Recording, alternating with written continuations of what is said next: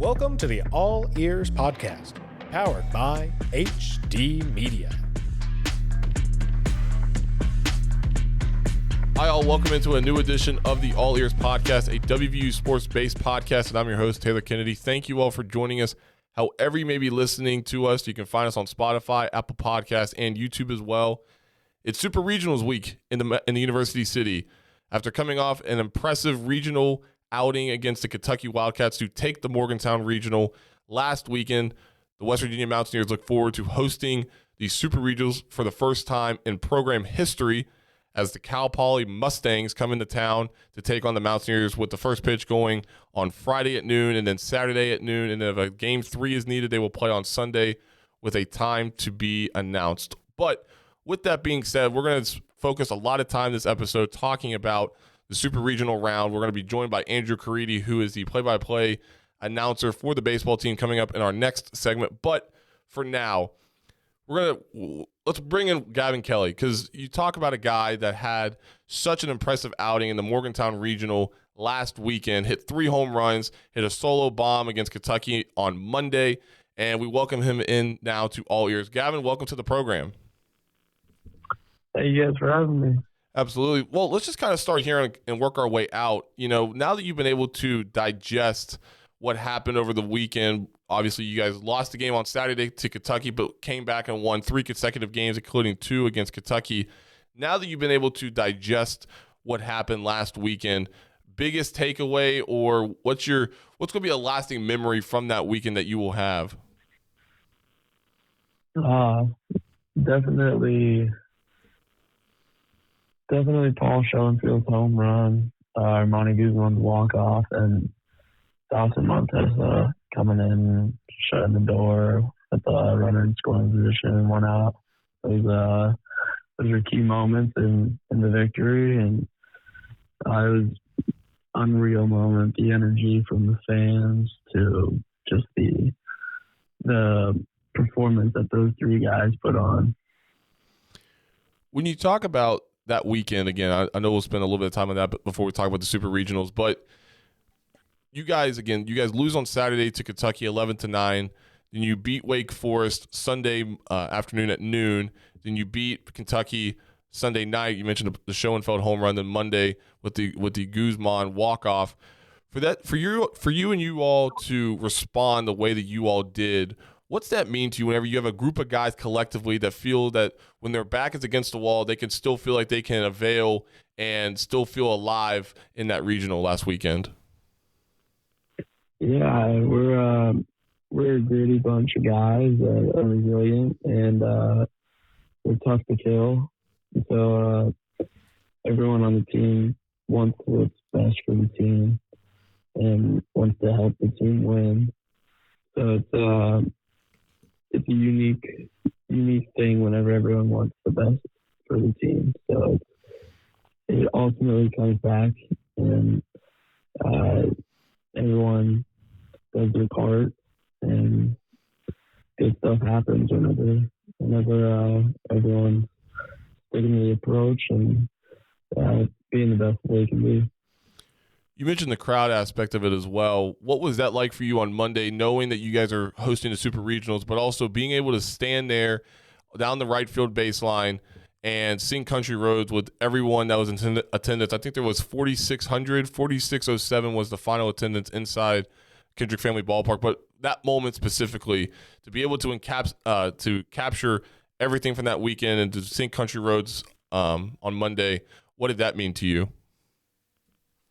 Oh, it was awesome. I was trying to take it in as much as I could because the heart rate was going. I was trying to just be present for that moment because it was unique and it was very special, and to be a part of it was unreal, and it was definitely one of my favorite moments of being a West Virginia Mountaineer so far. So I was just trying to be in the moment and take it all in. You talk about taking it all in and coming off of Saturday's loss, moving forward. How were you trying to take everything in while also honing into the moment with your back against the wall, trying to trying to get back in and claw your way back out to win the regional. How do you go about taking it all in while also being poised at the plate? Yeah, I mean, we didn't play our brand of baseball. The game that we lost to Kentucky, we had some costly errors. We didn't pitch cleanly. We just didn't play our brand of baseball that game. So it's more so flushing it and getting the focus back to Wake Forest, and then once we won that game, back to Kentucky. So it was just trying to control the emotions because it was an important game. So I was trying to control the emotions to the best that you can, and then quickly resetting for the next day, which was Wake Forest and Kentucky. Your game specifically, I mentioned how you hit 3 home runs over the weekend, 2 of which came against Kentucky on Saturday. Then you had your solo home run against Kentucky on Monday.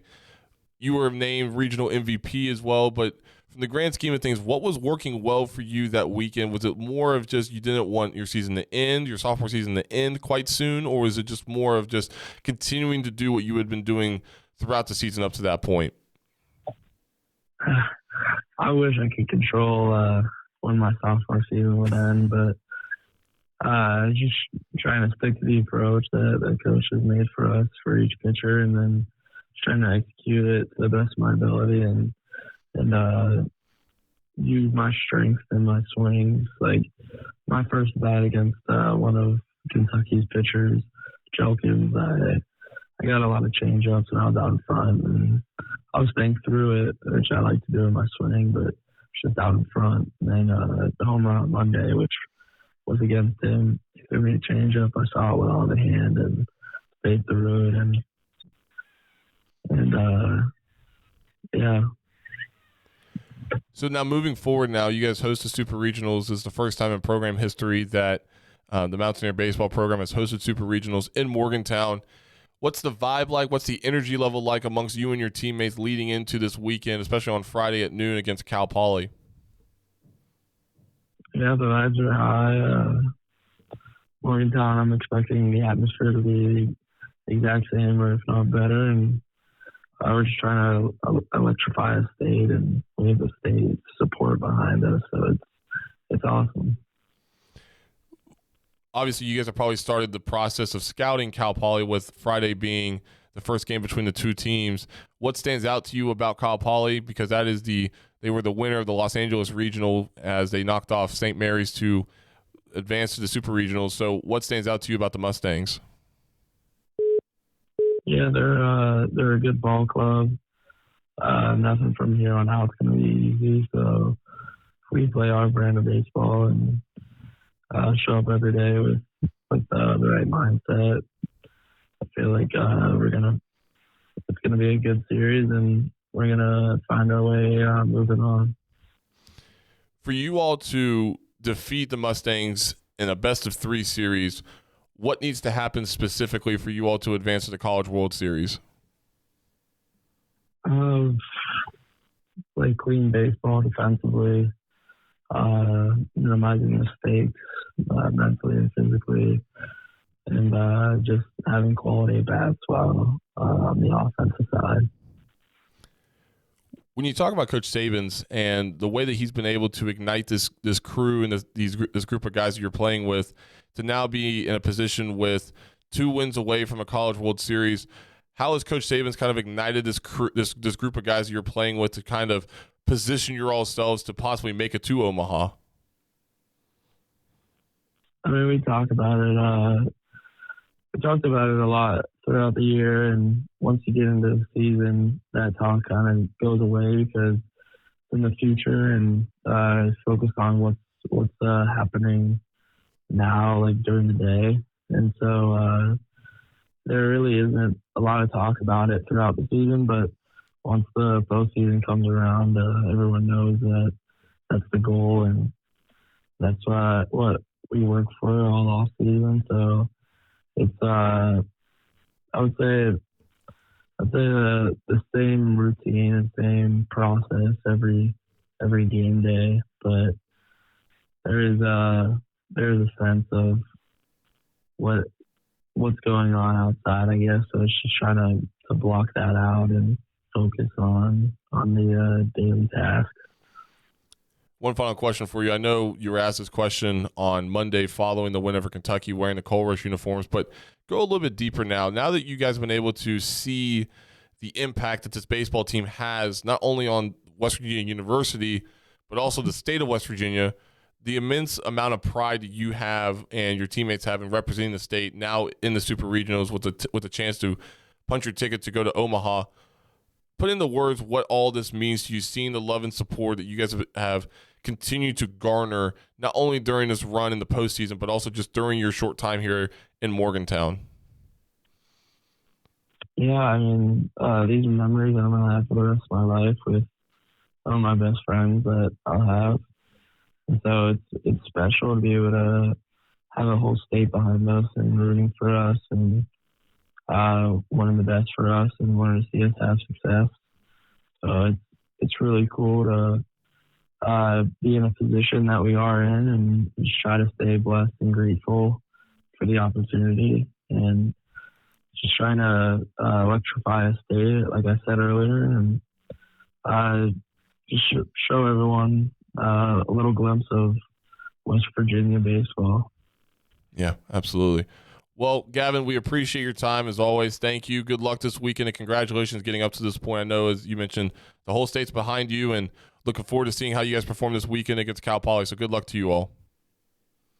Thank you. Thank you for having me. Yep, absolutely. There he is, Gavin Kelly, catcher, utility player, whatever you want to throw in there, an all-around player for the West Virginia Mountaineers as they will take on Cal Poly this weekend. Break to take here. We are going to be joined here momentarily by the play-by-play announcer for the Mountaineer baseball team, Andrew Caridi, and we will do that on the other side of this break. This is All Ears. As the game gets faster, stronger, more dynamic, your equipment has to keep up.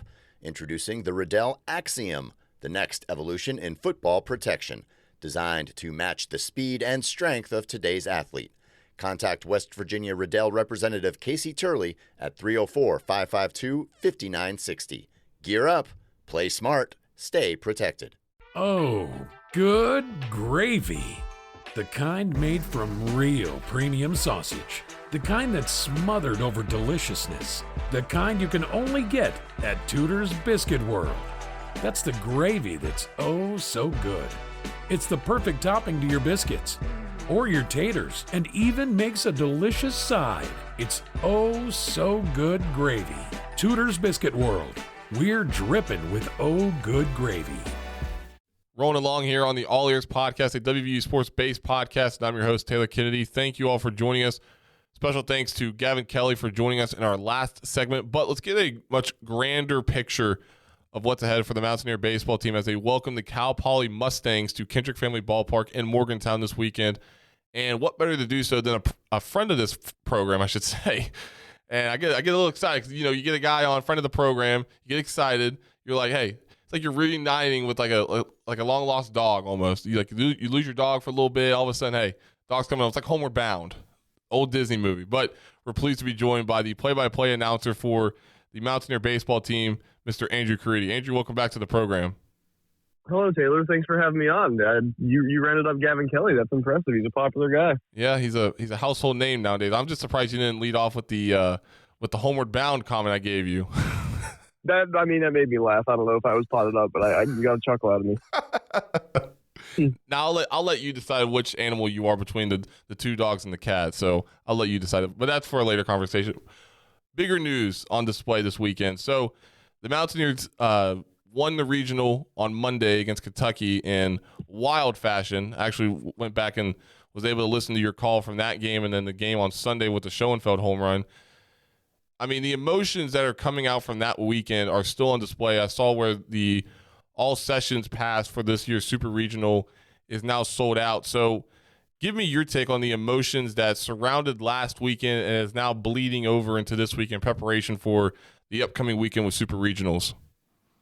Yeah, I think you could probably distill it as like the best stories involve adversity, and the best stories have those big explosions of release, of satisfaction, of excitement when it all finally ends, right? Like you don't get those scenes, you don't get that type of excitement if you don't trail in the ninth inning by 3 runs and come back and Same goes for probably the game 7, where you're up 5-1, and that's all well and good.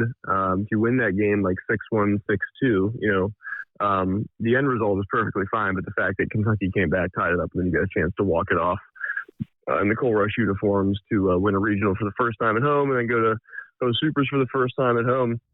Like, just a million different things went into that, and cinematic is the ultimate operative word that I think is being tossed around. That's 100% accurate, because it's like, if you wrote down what had happened, be like, yeah, maybe a little too cheesy, back-to-back home runs for Kentucky after they had like 2 or 3 hits all game. You wouldn't necessarily believe it. And so I'm thinking too, like, before I go to the game on Monday, I'm like, wow, that was pretty crazy. Imagine if, I hope I'm on top of my game again to get ready, because if we do the same thing, I can't be good for one and then, leave it flat the next one. Yeah. No, you're 100% right. Because I'll be honest with you, and I'll say this publicly. I'm not going to lie to you. I pre-wrote my story on Sunday. I'll openly say it. Like, I pre-wrote it because, again, you lost on Saturday, 11-9. Then you beat Wake, and I'm thinking, okay, they're having to turn right back around in about an hour and a half, 2 hours maybe, and play Kentucky, who had pretty much a whole day's worth of rest. Mm-hmm. And they're a lot more seasoned. They're a little bit fresher in essence. And I'll be honest with you. Like I said, I pre-wrote my story, and I'm just thinking, man, it's just hard to watch. And then all of a sudden, you get the walks, you get the balk. That balk, to me, I went back and watched the video. I did not think that pitcher did not know what was going on in that moment until I went back and watched that video. I mean, Buddy did not know what was going on, it seemed like. And then obviously the Schoenfeld 2-run homer. When he hit that home run, I said, you know what, screw it. I'm glad he hit the home run. Let's play more baseball, quite frankly. And that Sunday game, I'm like you. I woke up Monday and I said, there's no way Sunday night will be topped. Regardless of what the outcome is or how much of a margin if WVU were to win, I did not think Sunday's game would be topped. But then Armani Guzman said, hey, hold up real quick. I got something to say about that. Yeah, no, I mean, definitely. But if you look at the last times that West Virginia and Kentucky have been in the NCAA tournament, like, it's been nothing but that. So last year in the opener, 4-3 walk-off Guzman, 13-12 in the championship game where Armani hit, a base hit into the outfield to make it 13-12 in the bottom of the 8th. And then he goes and does it again. And so, like, when it was 5-1, we were like, we're making this look pretty good. Like, they're definitely on their back foot. But just the way that these two teams always compete against one another, like, you just had a feeling of, like, it's not going to be this easy. Yeah, so I'll take it from that angle then. So you have a guy in Armani Guzman, leadoff batter for the Mountaineers, just absolutely has Kentucky's number. And the way that he walked it off, quite frankly, I don't know about you, I thought the ball got caught. And I was so caught up in the moment, I didn't think that Kressler was going to have enough time to round third and go home because he was already so far, he had to go back. That moment, I mean, there was just so much unknown at that split second. But the moment that Kressler kept running, you just slowly started feeling that crowd go, oh my gosh, we're going to win this game. Did you kind of feel that from a radio perspective? Because I know you're talking, you're trying to call the game, you're trying to know what's going on, but then you're also trying to feel the environment as well. Did you kind of sense that in that moment? Yeah, so, like, if you watch his walk-offs, or at least, like, both walk-offs and then the game go-ahead hit in the 8th last year, watch where he puts those balls. They're the exact same hits. They're these line drives into the outfield where the outfielder's, like, right there, and they either cup it with their glove, they either knock it down with their glove, but it's so borderline you can't tell if he's going to catch it or if it's going to ricochet off. It's the same hit 3 times in a row. It's the craziest thing in the world. When I see him next time, it's like, can you just blast one of the gap, please, and so we know it's going to be a hit, and I'll just, like, leave us on the edge of our seats. Like, it's remarkable how similar all of his hits have been against Kentucky. I think it's probably more of a coincidence than everything else. But yeah, you were just watching the ball. You saw it going to center field, and you're like, this might have a chance. Then when you realize it kind of squirted away from Jace Tarnish to center fielder, you were like, okay, we're good. So let me ask you this, non-baseball related, because I'm always fascinated. I've never asked your dad this before either. Mm-hmm. But when you're calling a game like that and you have such big moments, whether it be in one game or in consecutive games, how do you go about controlling how you portray the picture while also trying to keep your emotions in check as well? Because I think, again, going back and listening, you did not to toot your own horn, but I thought you did a fantastic job of just channeling the emotion of what's going on while also trying to paint the picture at the same time, whether it be with Schoenfeld's home run or Guzman's walk-off. I mean, how do you go about doing that? I've always been so fascinated by that. Yeah, I think you just first of all, I think less is more. So if you try and do too much, it's going to sound goofy. And if you have anything preloaded, it's going to sound goofy and it's going to sound scripted, right? So I think there's definitely a lot of luck involved. Like, I've been a part of a couple of these before, and like, you know, the honest thought going through your head is like, man, I hope I'm up to the moment. But when you've done some walk-offs before, and I've been doing this for over 10 years now, like you kind of have a sense. But the way that I approach it is just keep it simple. Let the energy of what's around you kind of feed into what you're going to say. And so when I saw Schoenfeld's home run, for example, he just smoked that ball to right field. So all you have to say is fly ball right field, and you know, you can let your voice get excited. But don't go overboard. Like, you know, rein it in. Make sure you're in check, but you can be excited because I'm a fan too. WVU is my team. You know what I mean? Like, yeah. It's very hard to not be overexcited. But at the end of the day, like, when you're in the mode of calling a game, you are doing a job, right? And you want to do right by the job. You want to do right by the team and everything and everybody listening. So you're kind of in that mode to make sure that you are in check. But the walk-off, for example, just let it sit for a little bit. I probably laid out 20, 25 seconds after Guzman had walked it off, and just sit back, and it usually comes to you at the time, right? And so walked off Kentucky once, did it again. You know what I mean? Like, sometimes as simple as that, and that probably translates to a memorable call. The whole weekend was just a battle, and I think probably 8th or 9th inning, I was like, this is just an absolute war right now. And so I was like, yeah, I can probably use that if this goes the right way. And then, of course, you can paint a broader picture of winning a 3rd regional championship, and then, you know, Super's coming to Morgantown for the first time ever, and that was basically what was the true goal, obviously, for West Virginia, was to bring Supers here, and Coach Saban's thing is always making more history and doing things that have never been done in the program. And so been fortunate in the last 3 years to where you have done that, and so I've been ready for it, right? First regional championship, first Big 12 title, and a regional championship, and a program record of wins, which is 44, which West Virginia is one shy of this year, and then obviously this year. You mentioned Coach Saban's, and I think you're 100% correct on what you're saying, because he gave some really good stuff over the weekend, and I know that's very vague in what I'm saying, but you mentioned the word cinema earlier. He used that word. He talked about encapsulating the whole state and representing the state in a way that a national audience can see firsthand on national television. And there's just so many more other things as well that I could mention with him. But when you talk about the significance of this, I think you and I mentioned this whenever when we had you on talking about the Mountaineer women's team hosting the NCAA tournament host site at Hope Coliseum back in March. Similar question to that. Obviously, baseball is a little bit different than what basketball is, or any other sport for that matter. But for Sabans to now have 2 regional titles under his belt as the head coach, and is now going to the Super Regionals and having that hosted in Morgantown, what's the broader picture with that, or what is the significance of that in the grand scheme of things, with a guy like Sabans in his 2nd year as the head coach having the Super Regionals in Morgantown? Yeah, I mean, I think he's been a part of the program for 10 years, and so Coach Mazey and Coach Him had the same idea when they were churning along, doing this thing the hard way, when they were building up the program. And he's super dedicated, and in the last couple of years, I mean, you can go back to his tweets, he's very active on social media and recruiting, and then just overall trying to build the West Virginia brand, but he knows it, right? Like, he puts in more work, and his staff puts in more work than probably anybody else in terms of preparation and getting his guys and building West Virginia baseball to what it is. And so, like, his tagline is, like, the best in the country are coming to West Virginia baseball, or are coming to Morgantown to compete for West Virginia University baseball. And that is, like, ultimately true. Like, if you get a win tomorrow, and if you win the Super Regional, which is 2 out of 3, that means he would have won 89 games in 2 seasons as head coach, 44 wins last year, and 44-45 at the end of this year, which is just absolutely remarkable.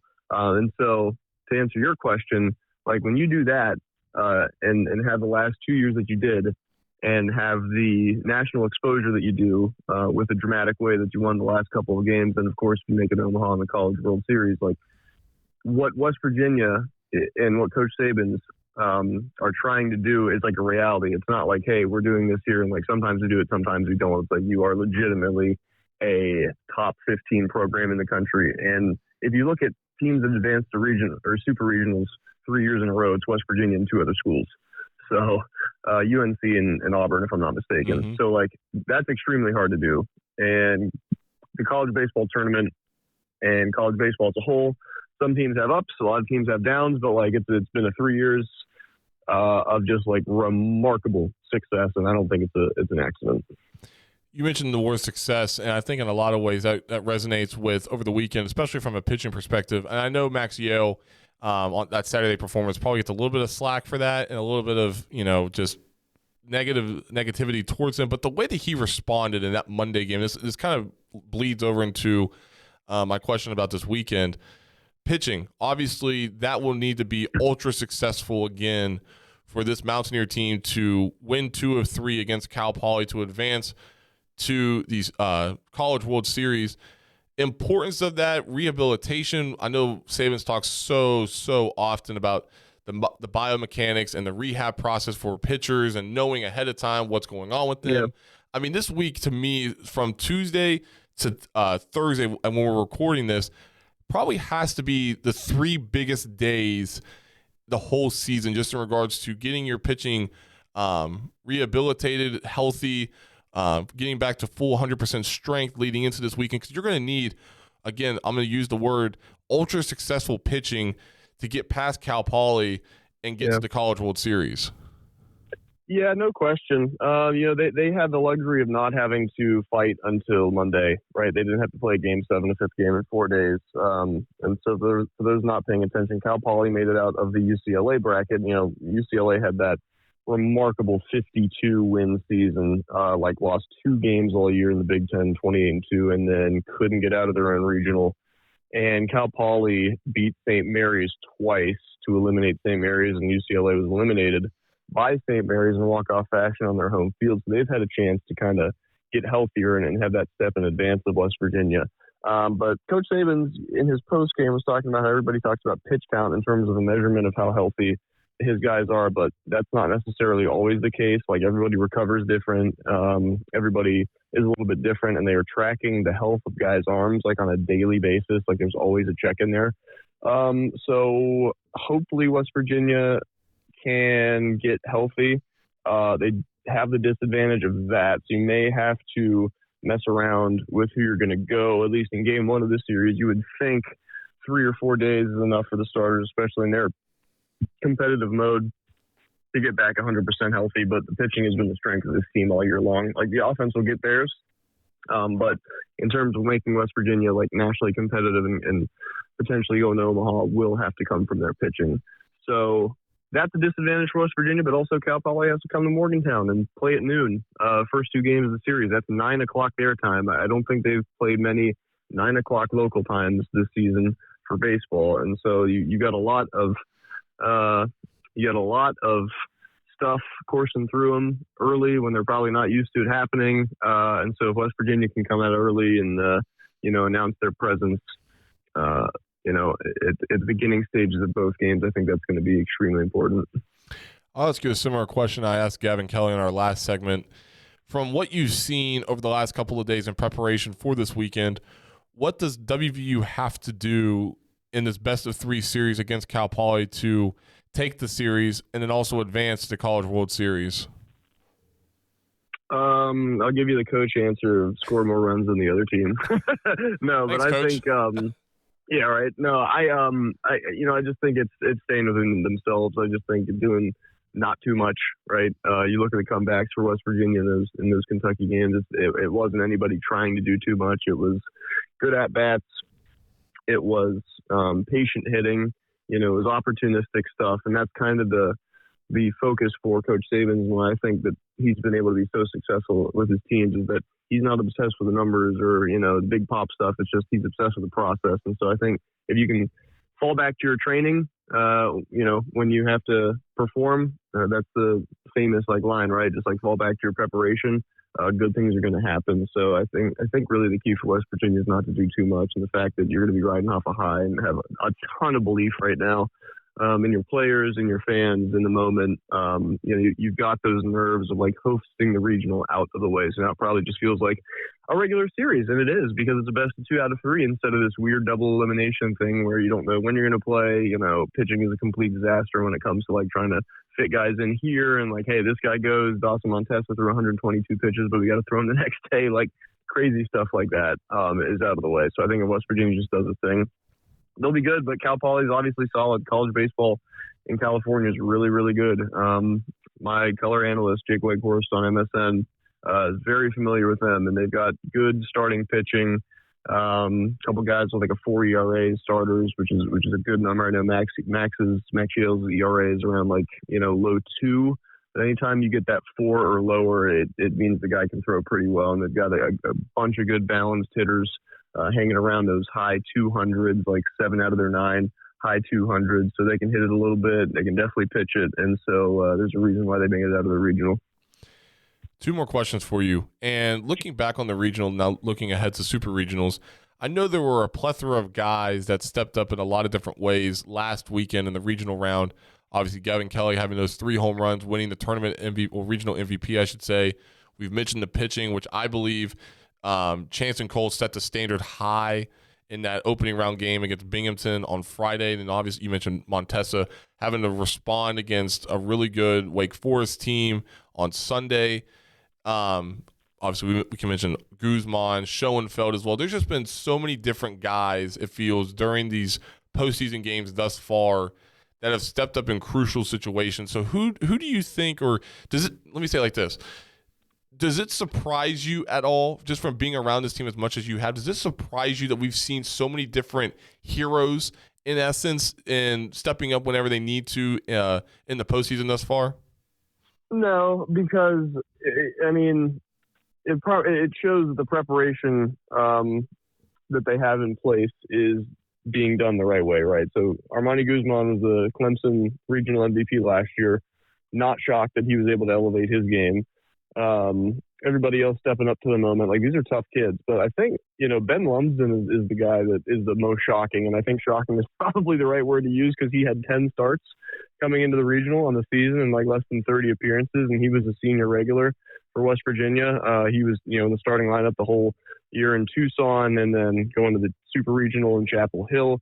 Actually made the last out of the game. He nearly tied it up against UNC to extend West Virginia's season 2 years ago, but he's got an on-base percentage of .652.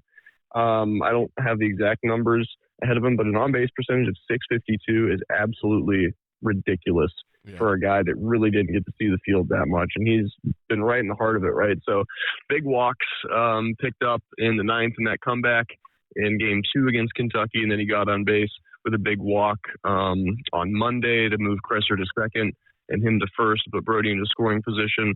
And he has just been remarkable. 3-run home run against Binghamton, had a knock that drove in a run. So he's probably got 7, 8, 9 hits around in the series, but he's just getting on base. So he's been the guy who's put his head down and obviously hasn't been part of the starting lineup. But once he's got his opportunity, he's ready to go. So long-winded answer to your question, are you surprised the guys step up? No, I just think that this West Virginia team is they're put in a position to succeed so well by the coaching staff, and obviously it comes down to the players to make plays. So not shocked by it. And you know what, dude? If you're gonna make a run like this, you got to have guys do it. And obviously you wouldn't be sitting here talking about that if they didn't. One last question for you. I don't know if you've had a lot of people talk to you or ask you about this. I know I've had a few, not a ton, but a few have asked me the concern that I have revolving around a noon first pitch on Friday and a noon first pitch on Saturday. I know Saturday is just a little bit different since it's the weekend. And I know WVU fans are not too fond of that in the football realm, but for the baseball realm, for having a noon first pitch on a Friday, does that concern you at all with a fan turnout, regardless of the fact that the all-session super regional passes have been sold out? Does that concern you at all for a Friday, or is that just one of those things where Mountaineer fans are just so lunatic, they're just really like, hey, I'm going to call off work, going to go do this, don't care. If you want to fire me, go right ahead. Yeah, so if we're in a state of 1.8 million and you can get about 5,000 around the field, I'm not particularly worried about that. I think the concerns are valid, though. I don't have any idea what to expect, right? Because we've never had a super here. It's never been on a Friday. Yeah.